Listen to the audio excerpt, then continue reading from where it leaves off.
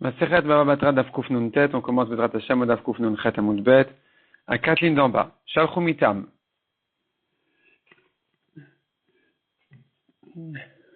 Shalchu Mitam. On a envoyé une halakha d'Eretz Yisraël qui disait comme ça. Ben Shelava Benirse Aviv. Un fils qui a emprunté des biens, qui a emprunté de l'argent, Benirse Aviv en hypothéquant les biens de son père. Bechaye Aviv du vivant de son père. Donc il a hypothéqué en fait pour son prêt, pour sa dette, les biens qu'il va hériter.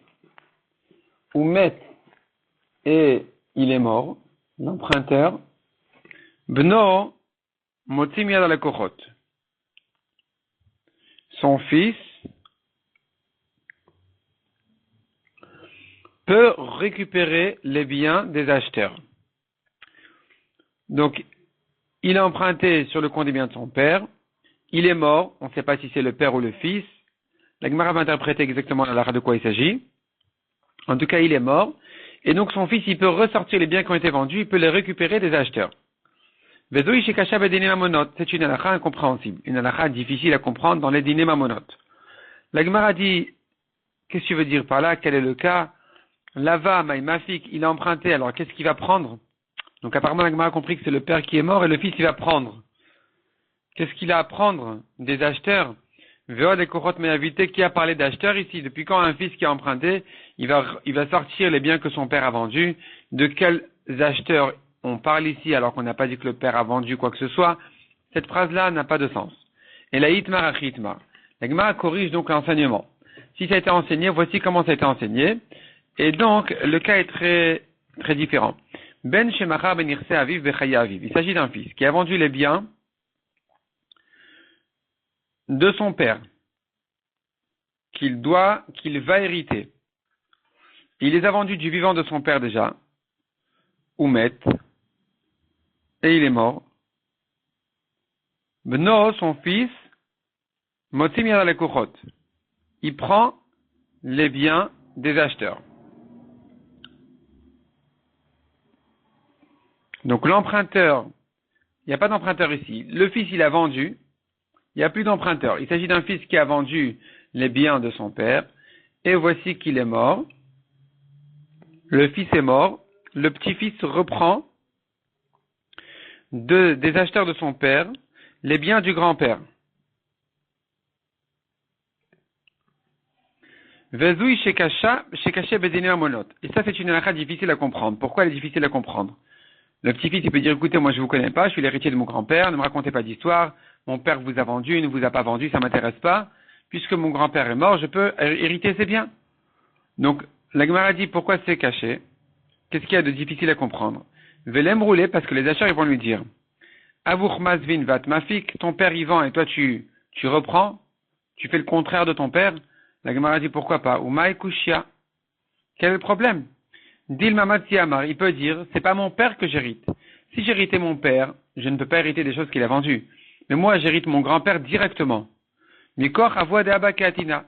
Je viens au nom de mon grand-père, j'hérite directement mon grand-père sans passer par mon père, donc je ne suis pas soumis aux ventes de mon père.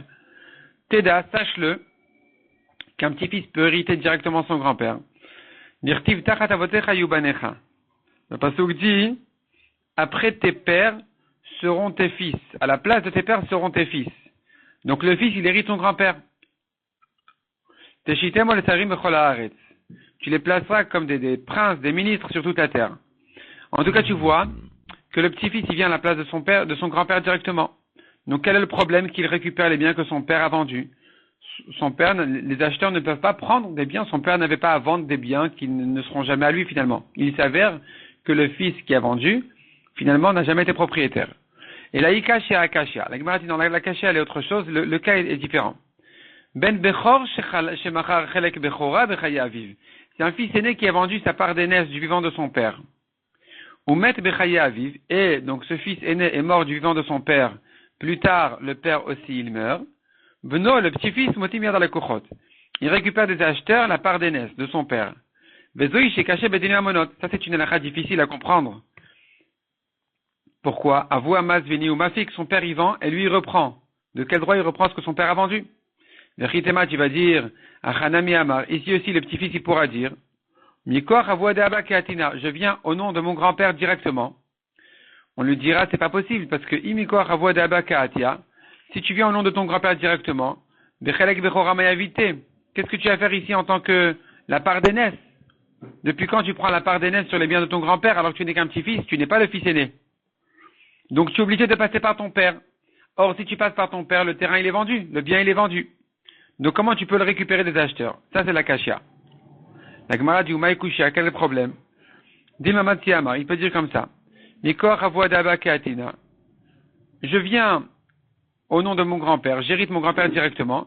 Ou bimkom av kaimna, je me tiens à la place de mon père. C'est pas que j'hérite mon père qui hérite mon grand-père. C'est que je me tiens à la place de mon père qui est un fils aîné. Mon père était un fils aîné, il n'a pas hérité. Mais moi, je prends le statut de fils aîné à la place de mon père pour hériter directement mon grand-père sans passer par mon père. Et donc, j'ai le droit de récupérer ce que mon père a vendu. Donc, il n'y a pas de cachia, quel est le problème? Pourquoi les Chachamim d'Eretz Israël avaient dit sur cette halakha que c'est une halakha cachée, une halakha difficile à comprendre? Et la ikashia akashia. La kashia, donc il faut dire le cas il est différent, et la kashia donc elle se rapporte sur un autre cas. Haya yoda lo edut bishtar. Quelqu'un qui a signé sur un shtar, achelona sagazlan. Alors que c'était un témoin cachère, il n'était pas encore voleur. Donc sa signature en principe était bonne. Venasa gazlan, plus tard le témoin a volé. Il ne peut plus témoigner. Hu eno meid al ktav yado. Il n'a pas le droit de venir témoigner, je reconnais ma signature. Parce que c'est un voleur. Donc, on ne peut pas le croire qu'il reconnaît sa signature. Aval acherim meidin. Mais ses amis peuvent dire, oui, c'est bien sa signature. Et donc, le shtar, il est cachère. La Gemara dit, mais ça, c'est une halakha difficile. Ashta iulomeman. Si lui-même, on ne le croit pas, achine memne, comment tu peux croire des autres personnes? C'est vrai que ses amis reconnaissent sa signature. Et que le shtar est signé sur une date d'avant le vol, quand il était encore cachère. Mais peut-être qu'après avoir volé, quand il était un témoin pasoul, il est venu, il a signé sur un shtar en écrivant une fausse date. Tu ne peux plus le croire. Si on reconnaît sa signature, même si on reconnaît sa signature, on ne peut pas le croire. Parce que peut-être que la date est fausse. Vezoui chez caché bedine mamonot. Ça c'est la kashia dans les dîners mamonot. La Gemara dit maïkushia, quel est le problème? Dilma kegon churzak taviado bebedin. Peut-être que le bedin avait déjà signé sur le shtar. Nous, les juges, avons reconnu les signatures de ces deux témoins-là. Et donc, nous avons 3 juges signés sur le shtar après les signatures des témoins, dont ce voleur, ce témoin avant d'avoir volé. Et maintenant, il faut reconnaître les signatures des juges pour accepter le shtar. À partir du moment où on aura reconnu les signatures des juges, alors on pourra faire confiance aux juges que le shtar a été fait avant qu'il vole, quand le témoin était encore cachère. Donc il n'y a pas de cachia ici. Et là, il cachia à cachia. La Gemara dit, bon d'accord, il faut dire une autre halakha sur la cachia se rapporte sur une autre halakha. Haya yoda lo edut bishtar. Il avait signé sur un shtar, achelotipol lo birusha. Avant d'avoir reçu l'héritage. Il s'agit de quelqu'un qui a hérité un proche lointain, son grand-oncle par exemple. Il a signé sur un shtar de son grand-oncle, il est cachère, il est suffisamment loin pour pouvoir signer. Voici que maintenant son grand-oncle il est mort, et donc maintenant le plus proche sur terre était justement ce petit-neveu qu'il a hérité, alors qu'il était signé sur ce shtar. Il ne peut plus témoigner sur sa propre signature pour valider le shtar dans lequel il a signé que quelqu'un avait emprunté de l'argent de son grand-oncle. Puisque maintenant il se trouve que, en témoignant sur sa propre signature, en reconnaissant sa signature, il pourra utiliser le shtar de l'héritage. Donc lui-même ne peut pas témoigner, mais ses amis, d'autres personnes peuvent reconnaître sa signature et rendre le shtar cachère. Et ça c'est une halakha cachée. Kasha bedine mamonot. Ou maïkushia, quel est le problème? Dilma, peut-être que Achanami, ici aussi il s'agit, qui gagne sur Zak Tavedo Bedin. Donc d'abord, la Gemara a dit, mais le problème aurait été, mais comment peut-on en fait, la Gemara n'explique pas ici la Kushia elle-même. Ça, dans le Bach, il ajoute encore quelques mots ici, qui expliquent quelle était la kushia. Donc, le Bach, il dit comme ça. Ot Aleph. Acherim yecholin nekayem ktav yado. Hashtayu lo me'eman. Si lui-même, tu ne lui fais pas confiance de reconnaître sa signature parce que maintenant c'est son héritage. Achine me'emne. Est-ce que ses amis peuvent témoigner sur lui? Alors que peut-être que lui, tout est faux. Il a signé sur un shtar qui vient d'écrire après l'héritage. Ses amis reconnaissent sa signature. Lui, il a mis une date très ancienne. Et donc, il va voler, il va utiliser un shtar qui est faux. Ça, c'est la kushia que nous avons sur cette halakha. La Gemara dit, quel est le problème? Umaï kushia. Revenons à la Gemara. Umaï kushia. Dilma achanami, ici aussi il s'agit. Que quand de Bedin, le Bedin a déjà reconnu avant l'héritage sa signature. Ce qu'il nous faut maintenant, c'est que de reconnaître la signature des juges. Et à partir du moment où on va reconnaître la signature des juges, il n'y aura plus rien à craindre. Et la ikashia akashia. La kasha se rapporte sur une autre halakha. Aya yodea lo be'edut achelon asa chatano. Il connaissait un témoignage sur son beau-père avant d'être son gendre. Il a signé sur un shtar à un étranger. Plus tard, il s'est marié avec sa fille. Venasa chatano, donc il est devenu son gendre. Ueno meid al ktaviado. Lui, le gendre, ne peut pas reconnaître sa signature qui est dans les mains de son beau-père. Avalachirim meidin. Mais d'autres personnes peuvent reconnaître, peuvent témoigner sur sa signature. Et sur ça se posait la question, où l'homme si lui tu ne le crois pas, achine me'emne, est-ce que tu peux croire d'autres personnes? Lui tu dis, il a rendu service à son beau-père. On ne va pas lui faire confiance. Mais si ses amis reconnaissent sa signature, c'est bon. En quoi c'est bon? Et alors s'ils ont reconnu sa signature, il a rendu service à son beau-père en écrivant un shtar avec une date d'avant son mariage. Et voilà que maintenant, son beau-père il va utiliser ce shtar-là, qui est un shtar pasoul, parce qu'il a été fait après le mariage. Le chitema, tu vas me dire, Hanami, ici aussi on peut dire, il s'agit que le Bedin avait reconnu ce shtar-là déjà avant le mariage. C'est déjà un ancien shtar. Le Bedin a reconnu ce shtar-là depuis toujours. Ce qu'il nous faut, c'est que de reconnaître la signature des juges. Et sur ça, il n'y a plus rien à craindre. Donc lui ne pourra pas témoigner sur les juges, mais ses amis peuvent témoigner. La Gemara dit, on ne peut pas dire comme ça. Ve'amar Rav Yosef bar Minumi amar Rav Nachman. Afalpi shelohu chzak tav yado bebedin. Même si le Bedin n'a pas reconnu sa signature, ici la question est est-ce que lui-même il va témoigner sur sa propre signature. Donc on a dit lui non, ses amis oui. Et la kashia a été comment ses amis comment tu cachérises le shtar selon ses amis alors qu'ils n'ont que reconnu la signature et que tu devrais craindre qu'il a menti. Peut-être que ce gendre-là, aujourd'hui, il a écrit un shtar avec une date ancienne d'avant le mariage. La Gemara dit Umaï Kushia. Quel est le problème? Dilma, peut-être que c'est pas que je crains que le gendre il va mentir. Un proche de famille ne peut pas témoigner, pas parce que je crains qu'il ment. Peut-être que Gzerat Melachi, c'est une Gzerat Akatou, c'est un décret du roi que que lui, on ne le croit pas et d'autres on les croit. Les proches de famille ne peuvent pas témoigner, les étrangers peuvent lui témoigner. Velav mishum de meshaker. Et pas parce que tu crains qu'il ment. C'est une Gzerat Akatouv que le roi a décidé qu'un proche de famille ne peut pas témoigner. Et donc, si ses amis reconnaissent sa signature, elle est bonne. On n'a pas à craindre qu'il a menti et qu'il a fait une fausse date. On ne peut pas accepter son témoignage comme témoin. Mais on ne craint pas que c'est un menteur. Donc dès que j'ai reconnu sa signature par d'autres personnes, donc c'est bon, il n'y a plus de problème. Il n'est pas en train de témoigner sur son beau-père. On ne craint pas que la date a été fausse. Dis le témar, il a preuve. Si tu dis pas comme ça, alors Moshe et Aaron chotnam. Quand Moshe témoigne sur son beau-père, ou Aaron il témoigne sur son beau-père, Mishum de l'Omemneu, est-ce que tu ne les crois pas? Pourquoi ils sont psulim? Et la Gzerat Melech ou Shelo Yahidu Lehem. C'est un décret du roi de ne pas accepter un témoignage d'un proche.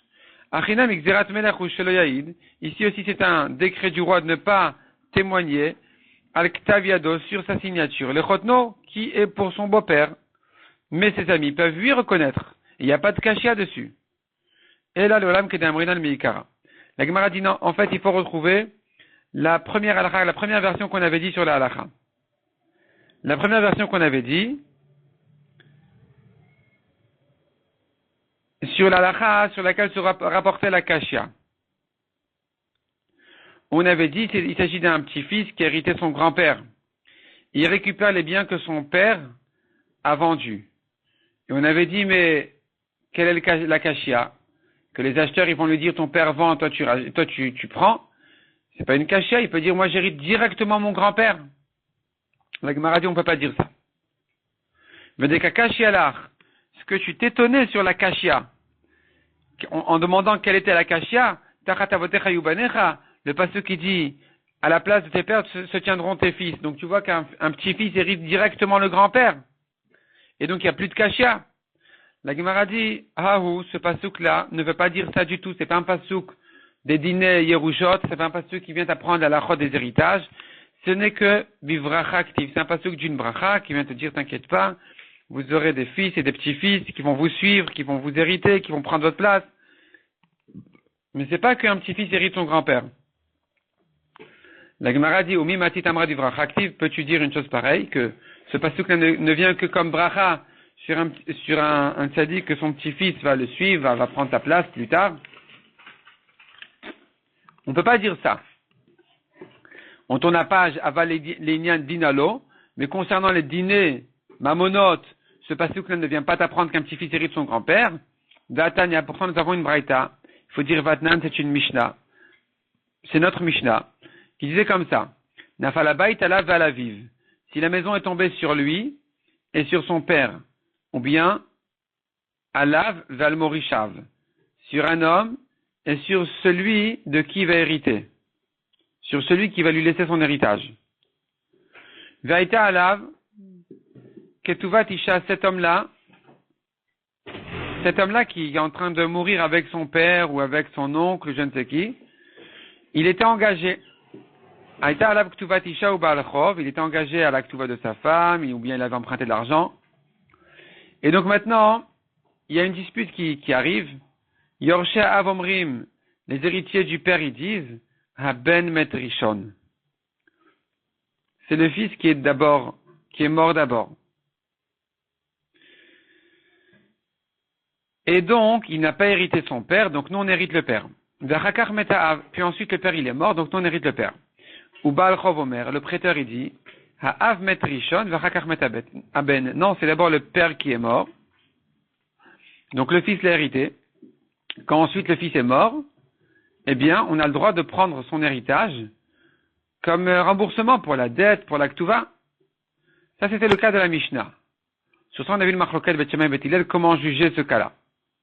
Mais ici, la Gemara, elle s'arrête là déjà pour comprendre quelle est la discussion entre eux. Qui sont les héritiers du père qui viennent en face des héritiers du fils? Et qui viennent, en face, non pas des héritiers du fils, mais je veux dire en face du prêteur.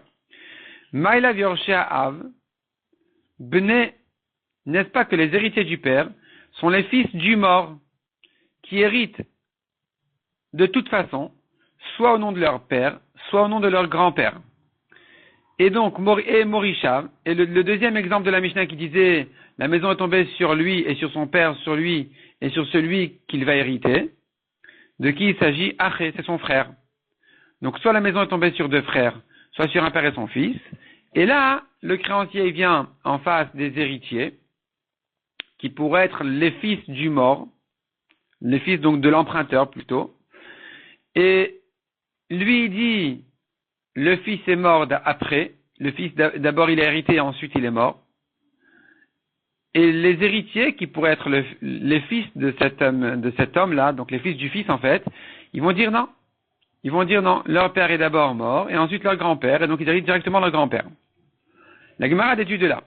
Veisal kadatar. Si tu penses vraiment, l'omati amar mikoach avoa de abba kiatina. Un petit-fils, l'omati amar ne peut pas dire, mikoach, je viens de la force de avoa de abba kiatina. Je viens au nom de mon grand-père, j'hérite mon grand-père directement. Directive tachat avotecha yubanecha. Si tu veux dire que ça n'existe pas d'hériter le grand-père directement et que le pasuk qui dit, après tes pères viendront tes fils, bibracha active. C'est un pasuk qui ne vient que pour une bracha, mais pas pour un héritage. Si tu tiens comme ça, qu'un fils toujours il hérite son père, il peut pas hériter directement son grand-père, même si son père est mort, eh bien lui il hérite son père, qui hérite dans la tombe le grand-père. Si c'est comme ça, on comprend plus la Mishnah, qui met à ben la rakar met à av. Même si maintenant ils disent, les héritiers, donc les petits-fils, ils disent c'est d'abord le fils qui est mort et ensuite le père. Maïave, qu'est-ce que ça peut faire? Nemalo Baal Chov. Le créancier pourra toujours dire aux héritiers, qui sont les fils du fils qui est mort, Yerusha Tavuon Kashakilna. Moi, ça m'intéresse pas, je prends l'héritage de votre père. Peu importe si votre père a hérité de son père avant de mourir, donc peu importe si votre grand-père est mort d'abord, et que votre père a hérité, j'ai le droit maintenant de prendre mon argent de là, que même dans le cas contraire que c'est votre père qui est mort d'abord et ensuite le grand-père, ici aussi, votre père dans la tombe a hérité, enfin dans la tombe, c'est-à-dire là où il est enterré sous la maison, peu importe où il en est, votre père de son vivant ou après sa mort, il hérite son père à lui, vous l'héritez vous héritez votre père, qui est mon emprunteur, donc, je peux vous reprendre mon argent. La Gemara dit, non, c'est pas du tout de ça que la Mishnah elle parle. Yorche Ha'av et Chav. Ceux qui tiennent en face du créancier ici ne sont pas les fils du fils mort, mais ce sont les frères. Morishav, Achedavua. Yorshav les héritiers du père sont ses frères. Morishav, ceux qu'il aurait pu hériter, il s'agit de Achedavua, ses oncles. Donc il n'y a pas du tout ici de fils qui viendraient au nom de leur père ou de leur grand-père. C'est pas ça le cas du tout. Tu n'as pas de preuve de là. Ici, il s'agit que il n'y a pas le fils mort n'a pas d'héritier du tout. Et donc, ceux qui l'héritent, en fait, sont de toute façon des héritiers qui n'ont rien à faire avec qui sont en fait les frères du père, disons. Et donc, si c'est le fils qui est mort d'abord, eux, les héritiers, ils héritent leurs frères sans passer par leur neveu. Ils l'héritent directement. Donc, ils n'ont rien à voir avec le créancier. Et lui, le créancier, il dit que non, d'abord c'est le père qui est mort et ensuite son fils. Donc le fils avait hérité quelque chose. Maintenant, quand eux, ils viennent hériter leur neveu, ils peuvent pas, ils doivent donner au créancier. Ça, c'est la discussion, ça, c'est la dispute. Donc on n'a pas ici ici, il n'y a pas de preuve pour le cas d'un fils qui va hériter son grand-père directement ou indirectement. Bauminen Rav Shechet, nouvelle question. On a demandé à Rav Shechet. Ben, Maouchi Rachetimo Bakever, un fils mort. Est-ce qu'il hérite sa mère à sa mort? Donc il est mort du vivant de sa mère. Il était enterré. Maintenant, enfin enterré c'est l'avdavka, c'est pas ça le sujet. C'est parce que la Gemara elle parle de Bakever. Donc c'est une manière de dire il est mort. Est-ce que le fils qui est déjà mort depuis longtemps, aujourd'hui que sa mère elle meurt, est-ce que ce fils-là dans la tombe il hérite sa mère? Et donc c'est très important de savoir pourquoi. Parce que s'il a des demi-frères du côté de son père, c'est eux qui vont prendre l'héritage. Donc les Anchil, les Achin, pour faire passer l'héritage à ses frères, Minaav du côté de son père. Ses demi-frères du côté de son père. Donc quel est le cas ici? Il y a ici une femme qui est morte. Elle avait un fils qui est mort depuis longtemps. Depuis 30 ans, elle avait un fils qui est mort, on l'a tous oublié. Ce fils-là, il a des demi-frères. On ne les connaît plus. Parce que il n'y a plus vraiment de rapport familial aujourd'hui. Cette dame-là était très riche, elle est morte, il y a ses frères qui viennent hériter. Tout d'un coup, il y a des étrangers qui disent, non, nous sommes les héritiers. Pourquoi? Qui vous êtes? Quel rapport? Ils vont dire, nous, on est les demi-frères du fils de la dame. Le fils unique qu'elle avait à l'époque, eh bien, il l'a hérité maintenant dans la tombe, et nous l'héritons, parce que nous sommes ses frères. Ses frères du côté du père, donc on l'hérite.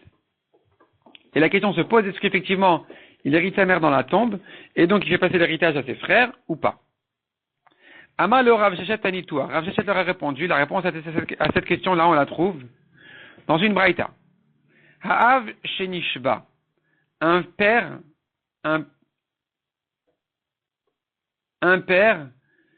qui a été kidnappé. Il a été exilé, il est parti en prison, très loin, on ne sait pas vraiment ce qu'il est devenu. Il paraît, apparemment, on a appris qu'il est mort.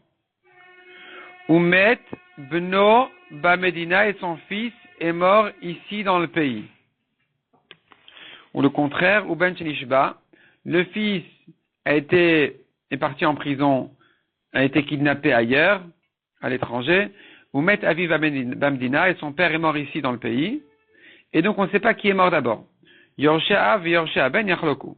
Les héritiers du père et les héritiers du fils, ils se partagent. Mais de quoi il s'agit? Qui sont les héritiers qui tiennent en face de qui exactement ici? Il est makedektane. Si la braïta, elle est telle quelle, le père et le fils, Helinu Yorshé Av, Veninu Yorshé Aben. Qui sont les héritiers du père qui ne sont pas ceux du fils? Qui sont les héritiers du fils qui ne sont pas les héritiers du père? C'est les mêmes personnes. C'est les mêmes personnes, de toute façon, eux héritent. Donc, de quoi il s'agit?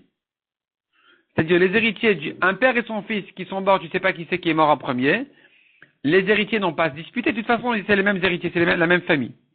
Et là, va Amar. Donc, il faut dire autrement. Le cas est le suivant. Av Shenishba Umet, le père est parti et il est mort. Av Shenishba, pardon, le père il est parti. Umet ben Bito Bamdina. Et le fils de sa fille est mort ici. Ou bien, ou ben Bito Shenishba, le petit-fils est parti et il est mort là-bas. Ou met Avimo Bamdina, et le grand-père maternel est mort ici dans le pays. On ne sait pas qui c'est qui est mort d'abord, le grand-père maternel ou le petit-fils. Et là, hein, puisqu'il y a une fille au milieu, alors on change de famille, c'est important à savoir qui est mort d'abord. Yorshé Av, Yorshé Aben Yachloku.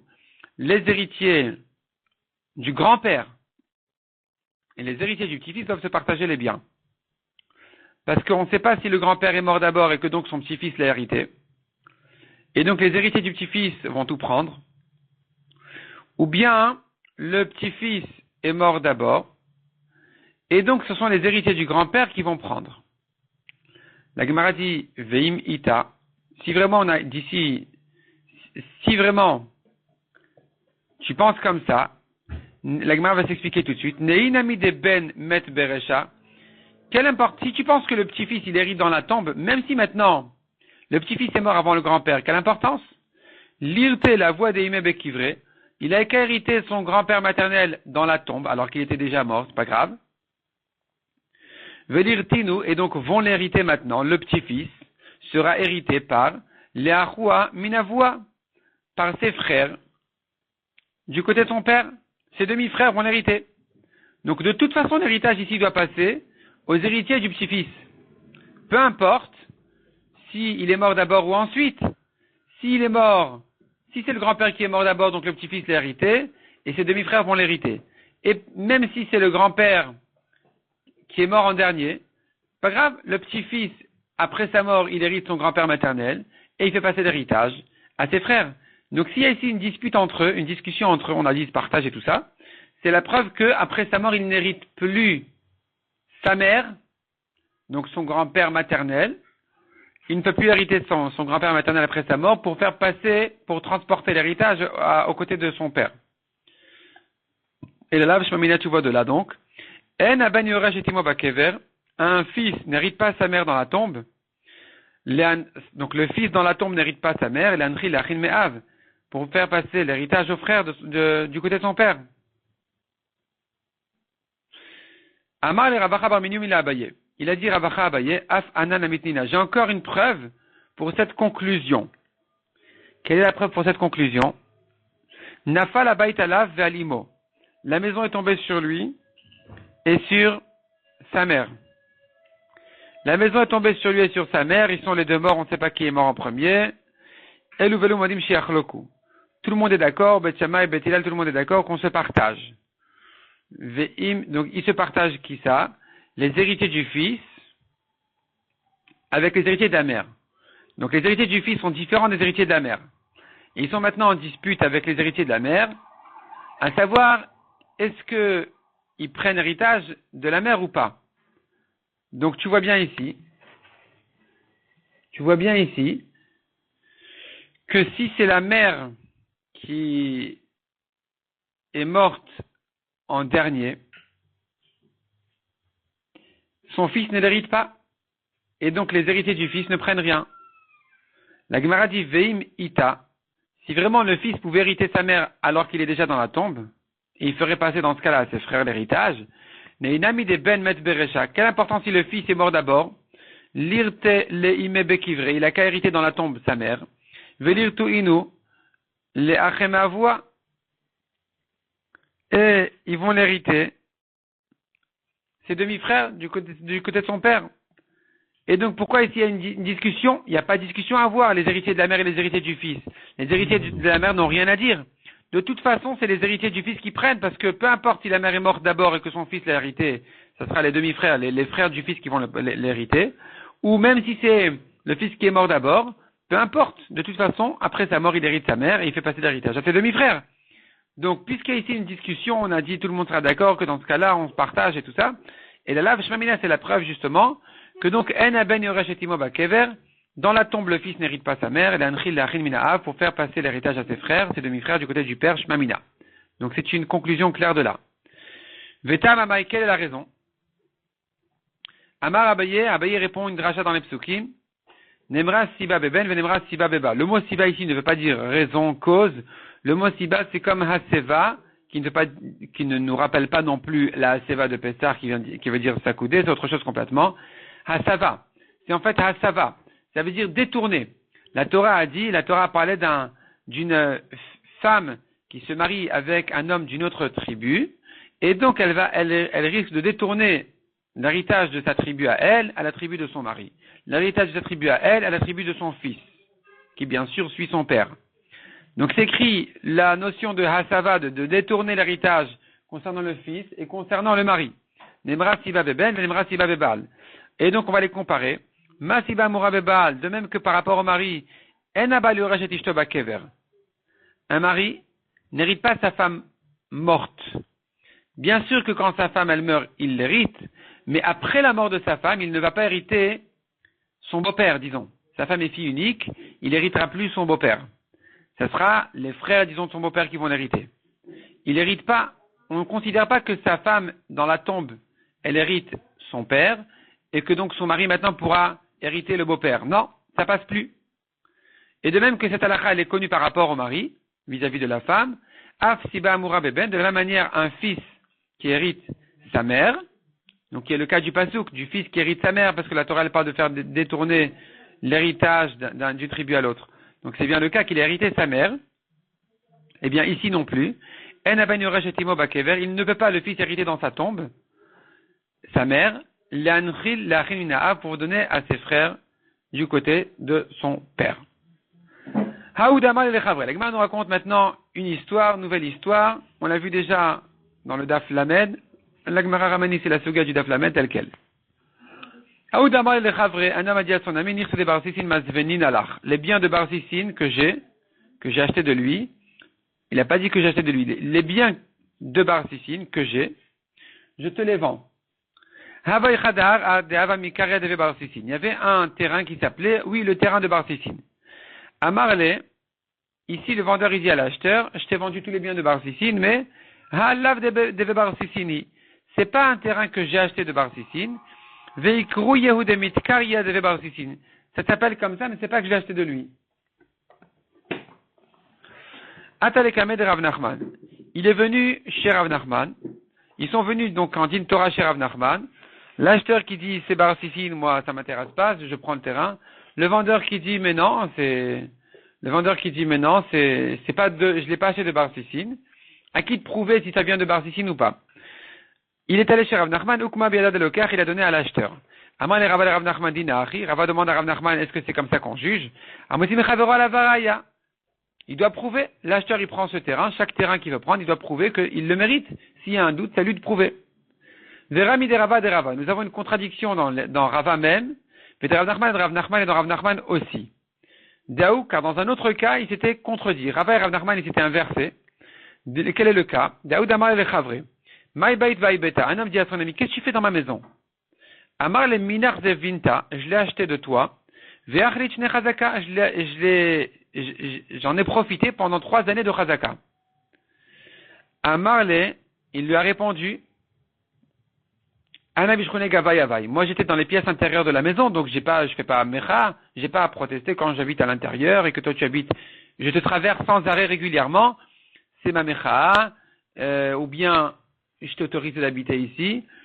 Bref, quels sont exactement les arguments? En tout cas, il vient lui dire, tu n'as pas fait de chazaka normal, j'habitais à l'intérieur. Atalekamed Rav Nachman, il est venu chez Rav Nachman, et cette fois-ci, Amar les Ilboachilatra. Rav Nachman n'a pas donné à l'acheteur. Il a dit non, à toi de prouver que tu as fait une bonne chazaka. Amar le Rava de Rav Nachman. Et Rava dit à Rav Nachman, Dinar, est-ce que c'est comme ça qu'on juge? Amotim Chavora la Varaya. C'est-à-dire que le vendeur a lui de prouver. Il veut prendre les biens de l'acheteur, qui habite ici depuis 3 ans. Alors, c'est à lui de prouver. Donc, tu vois ici que Rava, il donne au vendeur, et Rav Nachman, non, Rava, il donne à l'acheteur et Rav Nachman au vendeur, à l'inverse, à l'opposé du cas contraire. Donc, nous avons Kasha des Rava, des Rav Nachman et des Rav Nachman. Contradiction dans Rava, contradiction dans Rav Nachman. Répond la Gemara. Des Rava, le Kashia. Il n'y a pas de Kasha dans Rava. Pourquoi? Hacha mocher kai benirse. Ici, c'est le bien, le vendeur qui se tient sur ses biens par rapport à Bar Sissin. Et l'acheteur, il vient prendre les terrains, à lui de prouver. Donc c'est lui le moti mechavero, à lui de prouver. Atam, le cœur kai benirse. Mais dans le cas de Shroune Gabay, les pièces intérieures, c'est l'acheteur qui habite ici depuis 3 ans. Donc qu'est-ce que tu viens de lui raconter des histoires maintenant, c'est que tu habites à l'extérieur ou pas? C'est à toi de prouver, c'est toi qui prends, c'est toi le moti mechavero, c'est toi le vendeur, ou le non-vendeur d'après toi, qui veut prendre la maison de ton acheteur, à toi de prouver que tu habites à l'intérieur. De Rav Nachman et de Rav Nachman le Kashia. La contradiction de Rav Nachman non plus n'est pas une Kashia.